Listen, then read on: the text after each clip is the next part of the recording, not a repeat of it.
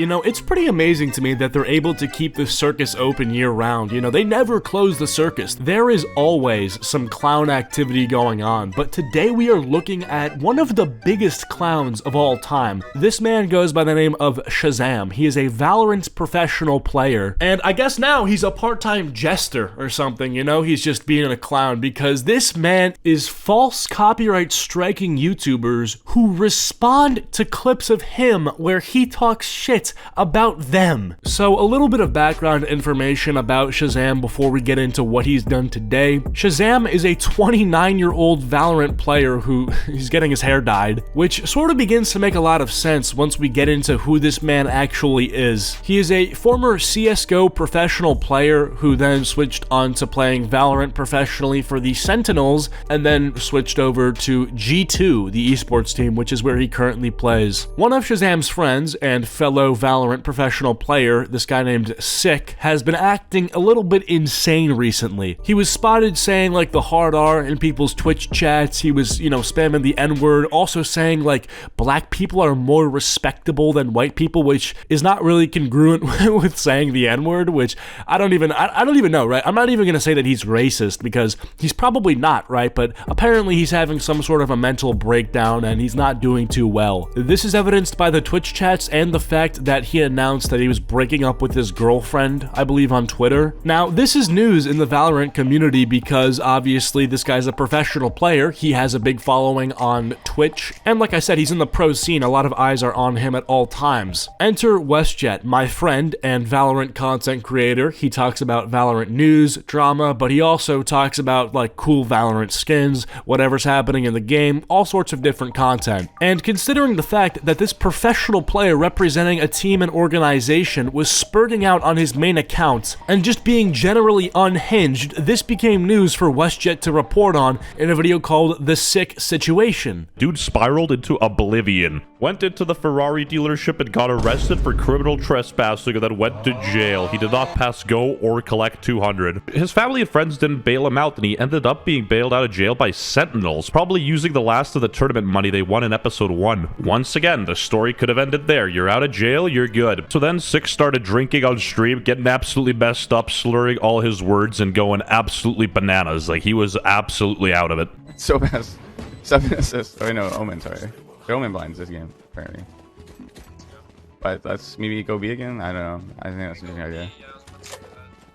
But I want to dart. Should I dart 3 right away or no? Should I dart right away? Are you rushing or no? And I don't know why a lot of people were harassing tier 900 CSGO pro Shazam into helping Sick, but yeah, he got really mad at me for some reason. So his way of helping his friend was blocking him on Twitter so he couldn't see it, even though his Twitter account is actually public, so he'd be able to see it if he wanted to regardless. So, you know, it's not even my job to, like, get involved, and Shazam is completely right in bullying me, but it doesn't change the fact I think he's a complete fucking twat. So as you can see, WestJet basically commented that he believes Shazam cares more about public image than actually helping his friend. Because as Sick has been spiraling out of control, Shazam actually ended up blocking him on Twitter. Now, instead of leaving it there, Shazam decided to go on his live stream and just make things all worse by just making shit up about WestJet that isn't even true. He claimed that WestJet was saying the N-word on a live stream, which is just false. He starts spamming that WestJet is a loser who's only good at being edgy and has nothing to offer, and just shits on this guy for like several minutes on his live stream. So WestJet ended up posting a video responding to this because now we have an actual Valorant professional player just lying about a smaller content creator. Okay, like WestJet never said the N-word on a live stream, that's not true. And he's just relentlessly shitting on him, so WestJet has the total right to respond. It is genuinely hilarious to see a Valorant professional player who is 29 years old and frequently books hair appointments talk down to another person to this extent. Now, you'll notice that I'm not playing clips from WestJet's response video. That's because I can't, because it got deleted. You see, Shazam got so triggered that WestJet responded to a clip that was literally about him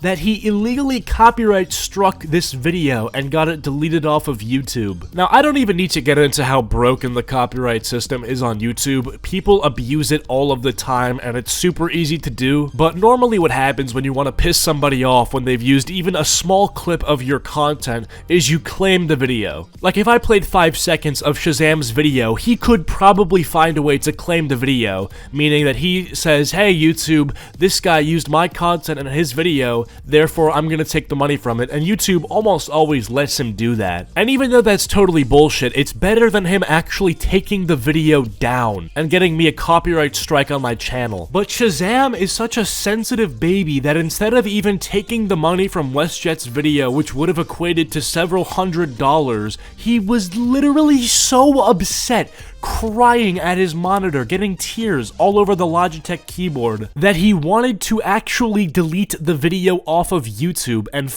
WestJet over. Now, how was he able to do that? Well, the clips where he's talking about WestJet are technically his own content because he's the one speaking. It's his gameplay on the screen when he's speaking and his face cam in the top left corner. That being said, I don't even think I'm able to fathom something more coward, more spineless than shit-talking somebody and claiming their content when they respond. Now, just so you understand, WestJet could have made a response video where he quotes everything that Shazam said and then responds to it after quoting him, but instead of doing that, he just put the clip of Shazam saying the actual thing into his video. And just because he did that, Shazam was able to copyright strike him. You're such a dude. Your quote-unquote content is talking about WestJet. This is the guy back in middle school who would talk the most shit, but when you actually confront him, he gets super anxious and then tells the teacher's aide, like, hey, this he's getting aggressive, and then you end up having to go to the principal's office, although you did nothing but respond. Anyways, WestJet made a follow-up video called Tier 900 CSGO Pro False Copyright Striked My Channel, and I'm gonna let him speak for a bit. The video I made yesterday was actually removed from YouTube by Shazam.